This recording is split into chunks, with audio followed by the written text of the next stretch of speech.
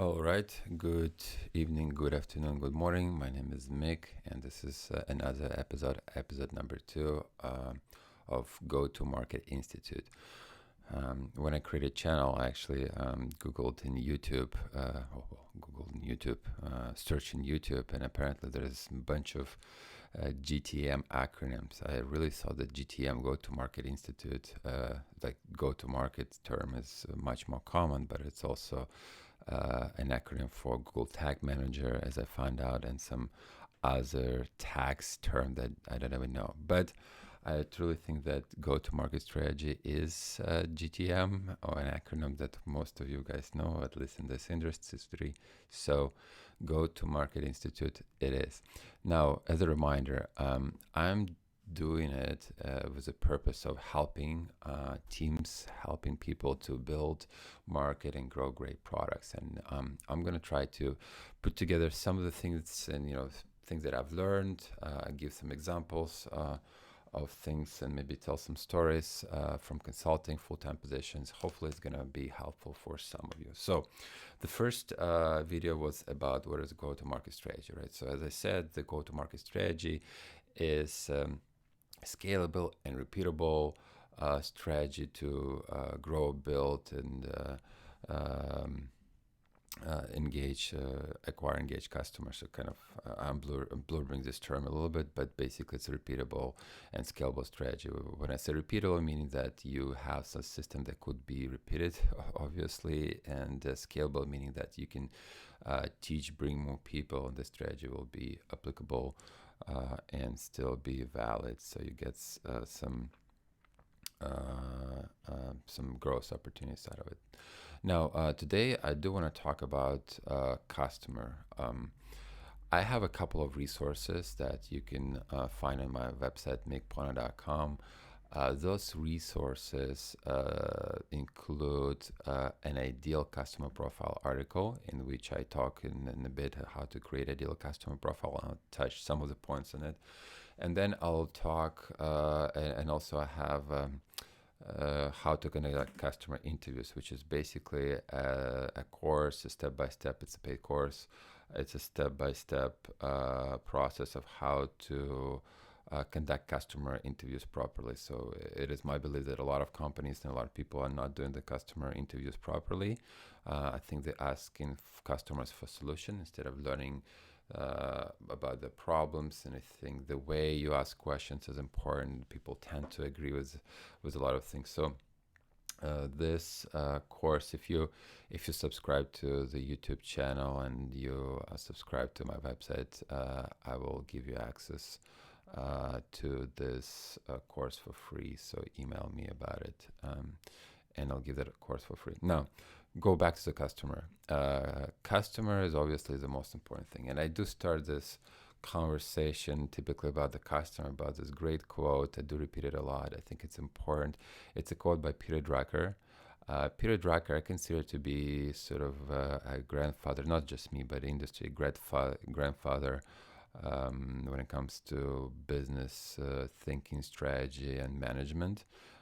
He was writing a lot of general strategies about how to think about business, how to think about management.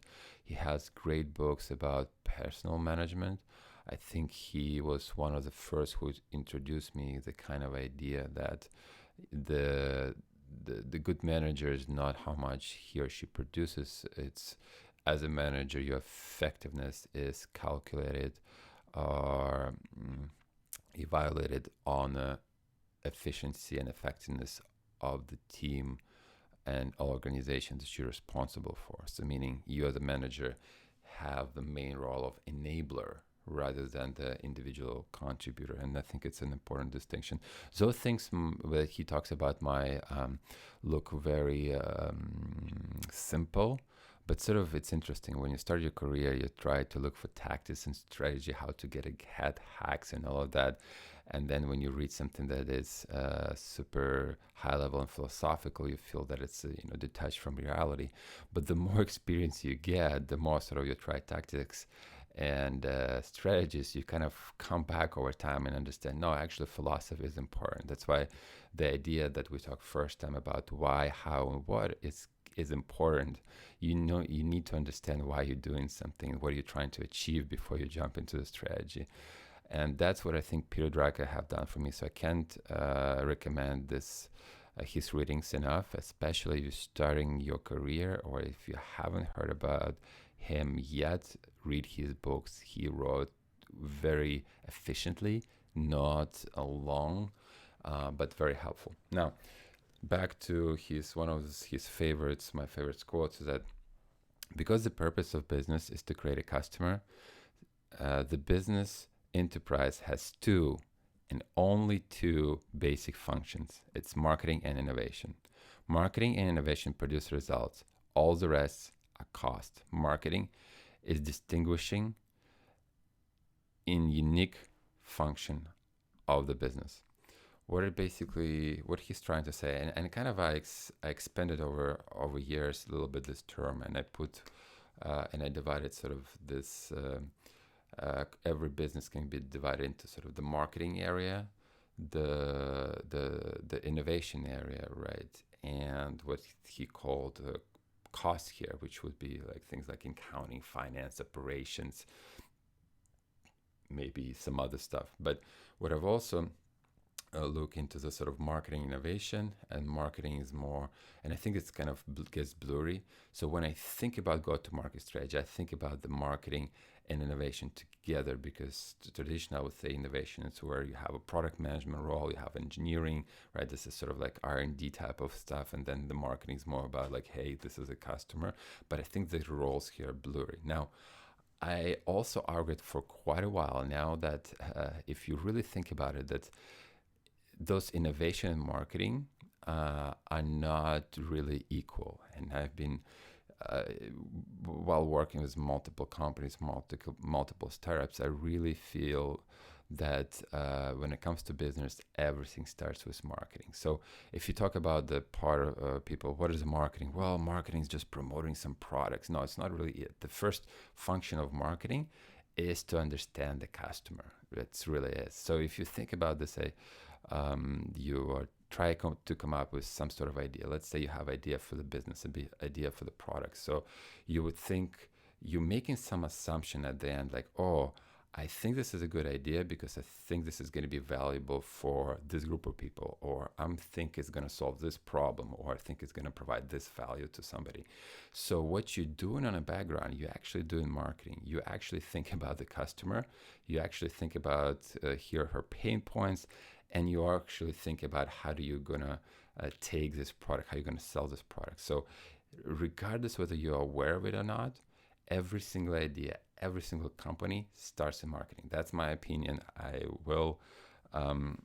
do have some support from practical and even from other business communities around this idea, but I think it's important to understand that consciously and unconsciously everything starts with the marketing, and the marketing function is kind of intersection of the customer and the market, meaning that what the customer actually needs.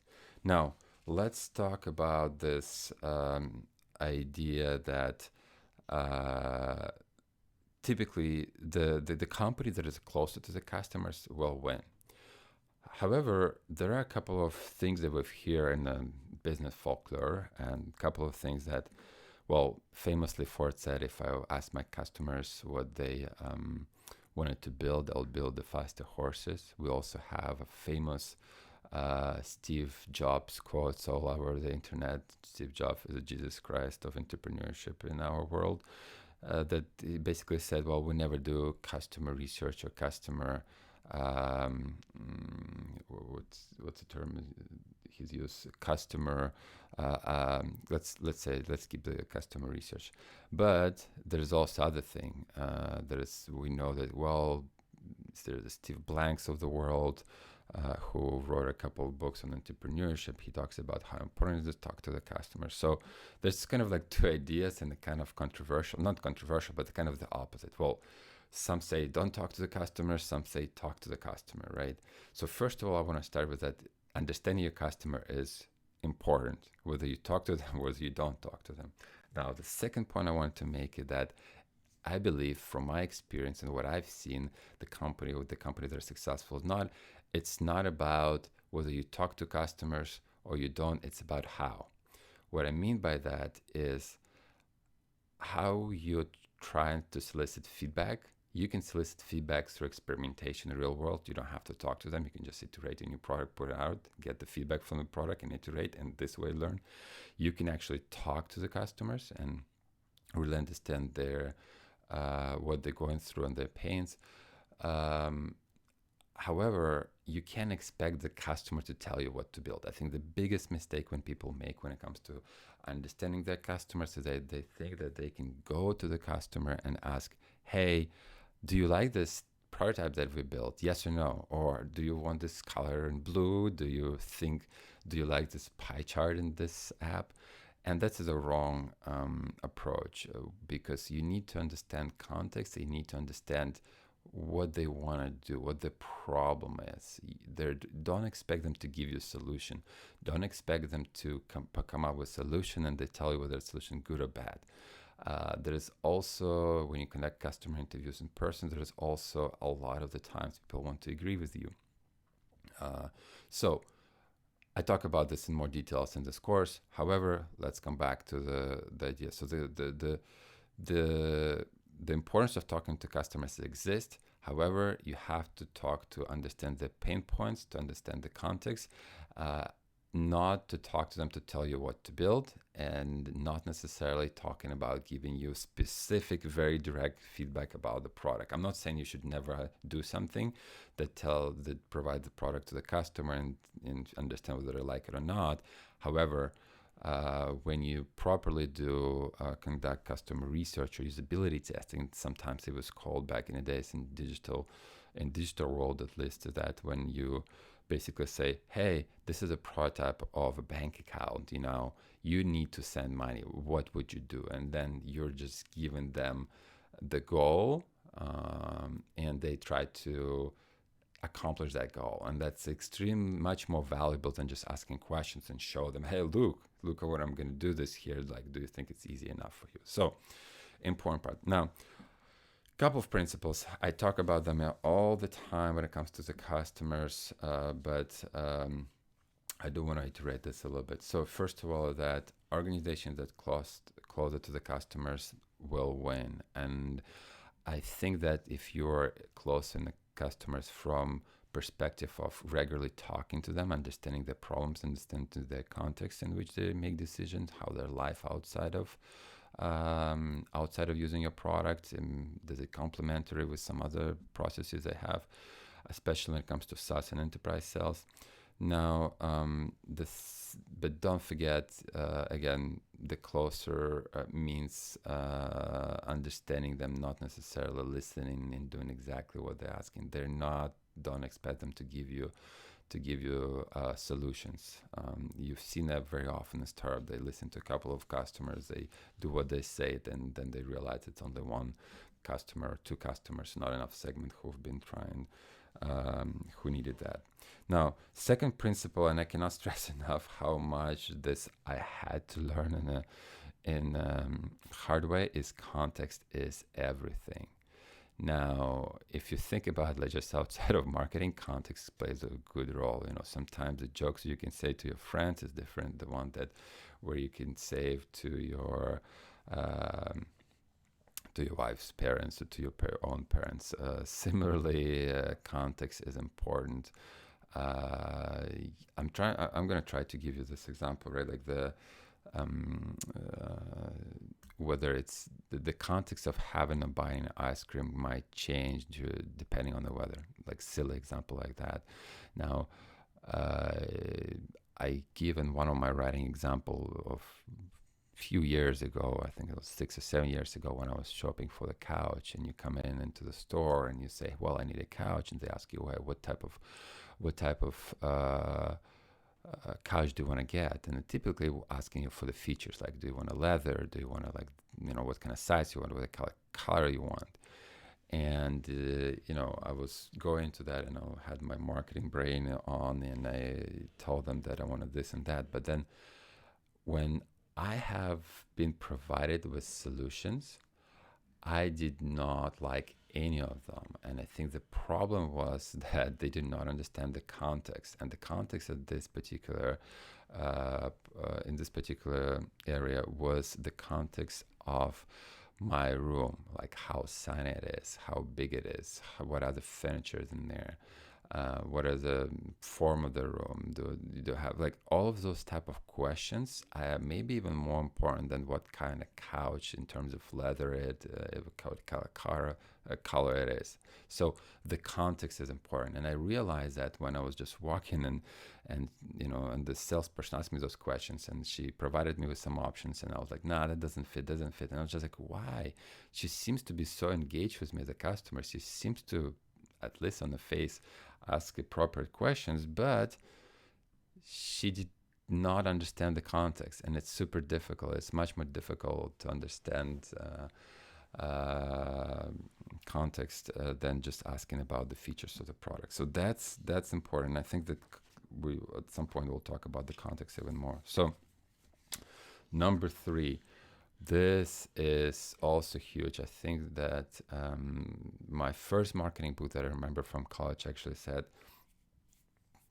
something that, there was a quote, but somebody actually can remember, but you can't please everybody.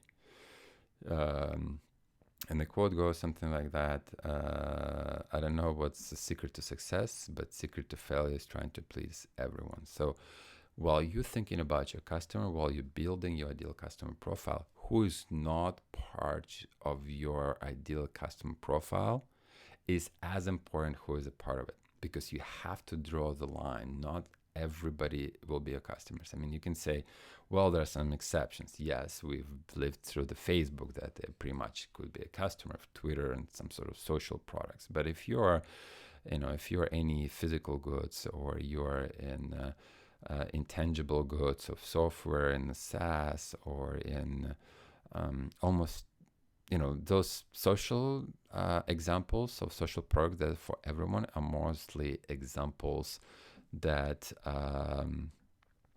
prove the rule. There's exceptions that prove the rule.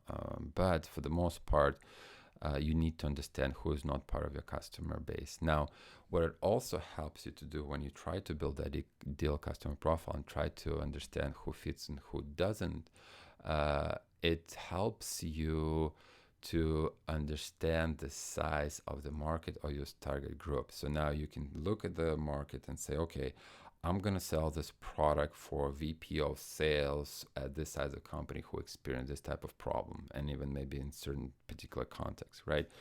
Now, that also means that you understand that some of the customers' feedback would not be necessarily helpful to you because they're not past, your target audience. It does not mean they cannot come in. So think about this as you have a huge, you can think of the most business thing ever, Venn diagram, right? Like you have a circle. This is your target, and circle does not intersect. This is your another target audience. Now, yes, you might sell to your target audience, but you have small, 1 or 2 or 3 or people that that come in and become your customers. And by the way, there are some instances where you find that your customer base you went for is not great. You need to switch to another customer base because you found that they found the more value. There was a completely new shock. Then you have to rechange your ideal customer profile. But for the most part, they sort of going to be a few customers that maybe not ideal, and you have to learn some. But if you understand who your ideal customer is, those that are not part of it maybe will not be a good people to listen to in terms of where you determine your product will go, like where product roadmap you should have, because they're just there for some small pieces, but they're not really the driving force.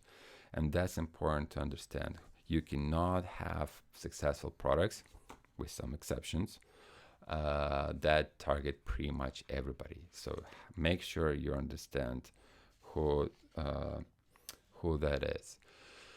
Now, I do want to talk about something that I've talked previously in my ideal customer profile article. Is sort of this idea of building ideal customer profile. So typically, and I wrote in more details, and again, you can read it for free. It's on my website, mickpono.com. But most of the time, what I have heard maybe and things that I've learned in while studying marketing is that we overemphasize the persona, right? Everybody likes to build personas in marketing. It's very common. So, well, this is John. He's 35 years old. He has this problem, and then you have Mary. Mary has this demographic profile. They do this, and you have Nick. Nick is at a certain age, has a different type of profile. They might have different values they have for the product, but that's typically what it is. But I have a little bit of a problem starting with persona because I think they're confusing. There's a lot of materials you can find online that will tell you from a very respectable sources and practitioners that personas can be inspecific, so they just very generic. It's hard to be actionable with personas. So the way I would go about it is sort of the model that I'm using, the framing that I'm using first, and I have a video about that I'll probably link, that you need to understand your target audience. So the target audience is basically like everybody who would have potential pain, like who are those people? So this is very broad. It's like if you're in SaaS and you sell some product, for example, and you think that VP of sales, I'm using this example in my article, would use this product. Now, the potential customers is like out of all the VP of sales across all different companies, different markets, who are your potential customers? Potential customers that take, the pain they might have, and now are they going to be a fit? Like, are they going to be able to afford? Are they going to be they're going to derive enough value from this product? Now, the ideal customer profile is a third level here where you had a pain very large, pain that solves for everybody in sales, for VP of sales, for example. Then a fit, which basically like, do they have enough budget? Do they have enough value? And then ideal customer profile is that what, there are some sales models, but you can use BANT as like ready, willing, and able. So they're ready, they understand the problem, they're willing to buy, and they're able to implement. But basically, it's a pain, the fit, and sort of the sales that you don't have to spend a lot of time educating them. They know what the problem is. They're easy to sell them. They understand it.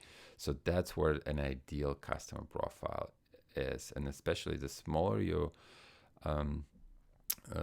earlier in your company's development, if you're a startup, the more precise that group is, because you've heard about the idea of early adopters. I'll talk about this in a second, but you want to get very precise so that you don't spend a lot of time selling, or hopefully people understand the problem you're trying to solve for them. So you're going to speed up. It's important. Velocity is important for startups. Now you also want somebody who will understand the pain, provide you feedback. And then as you grow up and you become a sales force, everybody is your customer, every industry and so forth. Now, I do want to talk about this idea of Michael Moore, who wrote this Crossing the Chasms, again, one of the most recognizable and important books. I think he wrote it in the beginning of the 90s about the marketing, and he was one of the first who popularized this customer bell curve, where you have early adopters, all early large adopters, and then as you go to have laggards, or who are later adopters. But it's basically it's a bell curve type of typical business model. Now, I have I think that from a concept perspective, it's important to understand, right? Like you have a new product, you have a new market, you want somebody who will be willing to take a chance on you, and you want somebody who would, customers who would be sort of okay to taking this initial risk, what they call early adopters. However, what I have found, and I've seen a few people have talked about this as well, is that you can be so if you think about who is the early adopters, is this a personality threat on persona, or is it early adopter for a specific context? Now, am I an early adopter? Well, the question is, it depends. On, let's say, new software that helped me with product management, I'm an early adopter. I'm going to try something new because I would be willing to take risk because it might help me doing my job better. And I want to stay up top of the thing that happens. Now, for something like a new pair of jeans that has some sort of new quality to it, a new value to it, I may be more conservative on a side. So the context on when and where is important. And I don't think it's very valuable to use the same sort of early adopters, late adopters framework, because I also do not understand, or at least everything that I've tried, it is difficult to use that framework when you're trying to attract new customers, especially when it comes to startup. It's kind of like, oh, we solving this value for VP of sales. Let me go try to find early adopters. Like, okay, what does it mean of the early adopters? So I would find more helpful to actually talk, okay, we're looking for VP of sales that have a problem of managing their salespeople and have trouble or have a limited resource on a data analysis. Boom. I don't have to know whether they're early adopters or don't, but if they have that problem, that means the risk that they might have to overcome might potentially be overweight with the value and benefit they're going to get. And that could much more easily identify that they could be early adopters because they have incentive to try something new. So that is that. Now, I do want to, we talked about this target audience, right? It's all about pain, potential customers, pain and fit, meaning that you have a pain, they're good fit for you. The ideal customer profile to those two also adds, willingness, being able to understand the problem, so it's easy for you to sell. And then you can go into persona. And persona is basically adding this psychographic attributes to everything that was built to it. It's meaning like attitudes, values, and benefits. Now persona is not just generic John who likes this, but now if you go through this process, persona will make a little bit more sense, because you can say that you might target this SaaS product for salespeople that have a pain, that are a good fit, they're above 1 million in ARR. They're also understand the problem, and they're ready, they're ready to take in action, or they're willing to try something new, or they're open for trying something. Okay. Now, two things that I want to touch on. So in the book on the product-led go-to-market strategy that you can also read e-version on my website, mickpona.com, we briefly talk about sort of customer experience and the customer experience in terms of like, hey, how do you master customer experience with product-led go-to-market strategy? So we define the customer experience there as a sort of way of presenting the product and driving the value out of product. And I can't think of an exact definition, and we can come back to it later. But what couple important customer-related terms of frameworks that I think everybody needs to understand. First was the customer journey. When you think about customer journey, what we are talking about is that what the customer path to your product or to buying or experience your product or how they get to it. Now, let's say you have a problem. You might first start with a Google search, then you read a couple articles, then you end up at some blog that company is writing, then you look at the video, then you talk to somebody in industry. Now they suggested a couple companies. Then you read the review for one of the companies. You went to the website. You sign up for a free trial. You went to another website from your competitors. Sign up for the freemium model. For free product. Then you came back to the first company. You decided to ask for a extended demo of, the salesperson calls you, they invite you to webinar, you all, and can go on, and it's in all different directions. Very difficult to put together easily. But then at the end of the day, you kind of buy and become customers, and after that, your journey continues. Now, the customer journey could be different and complicated, and you cannot build customer journey or that is would fit every single path, because there's so many variations to that. But you do want to think about the ideal customer journey when they land somewhere on your resources. So let's say, think about what are the customers that in education stage, they just want to learn about this problem. For them, the ideal journey might come from your educational section, from the videos, blogs, demos, webinars, whatever they might be. Now, you want to understand how those people that get introduced to this information you're providing then get inside of your product. How do they sign up? How do they experience value? How is the transition from education? What could be done to let me try to find some solution for me. Now, the other journeys could be like, hey, I know what the problem is. I've heard about you already. I'm going to the website now. Get me to the value of the product. Let me sign up. Let me try it. Let me talk to your salespeople now. So you might, as a company, have breakdowns, sort of different, 2 or 3. Don't overthink it, of what stage the customers are in, buying stage, and what this journey look like from your website. How do they get to the product, to the first value, sign-up process, all of that. So that's a customer journey. Now, what is a customer life cycle? So the terms customer life cycle is a little bit more around the idea that the journey can go, you can go up and down, you can try different things. But the customer life cycle is basically breaking down the stages. Think about it as like life stages because of a name.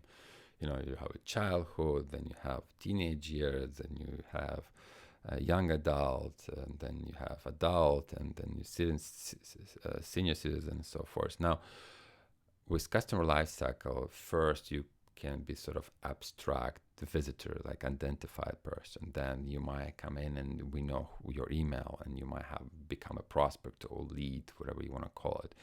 And then they become, or maybe they become a prospect as a sign up, and then you have a freemium product-led go-to-market approach where they sign up for a product for free, they're using it, so now they become from prospect until they use it enough, they become a lead.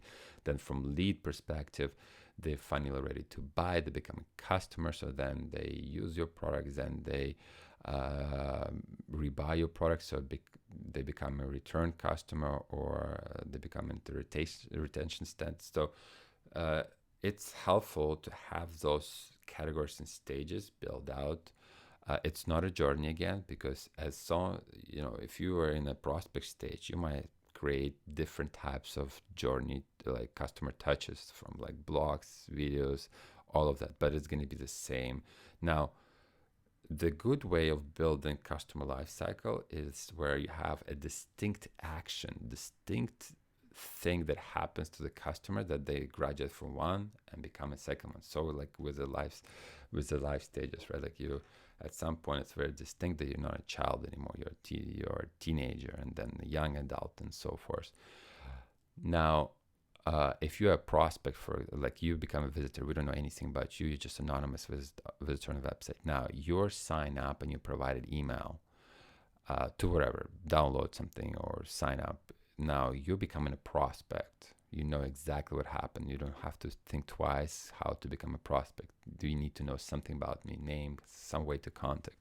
Now, you might say that after that, whether you call it lead or whatever, then let's say you're going into the freemium and you're using, let's say, your Slack, and Slack used to have this first time to value or value of the first value of the product for them was like if they create a group, a chat, or a new project, it has to go through 2,000 messages, and if it goes to it, pretty much the retention gets to like 95% or something like that. So now you might have something like that. They become a user, for example. You can have a stage, prospect lead.